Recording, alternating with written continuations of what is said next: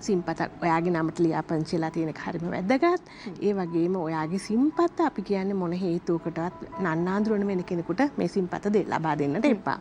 එතකොට සිම්පතක් ලබා ගැනීම ගැන මම මුලින්ම සඳහන් කරොත් සිම්පතක් ගන්න ගිහිල්ලා යන කෙනා තමන්ගේ නිවැරදිම තොරතුරු හරියටම ඉදිරිපත් කරන්න ඕනේ.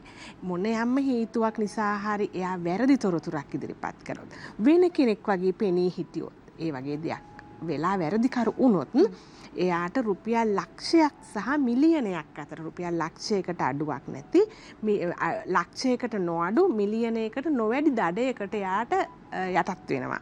ඒ වගේම අවුරුද්දකට නොඅඩු අවුරුදු 3කට නොවැඩි සිරදඬුවමක්. ඒ කියන්නේ රුපියල් ලක්ෂයයි මිලියනයයි අතර දඩයක්.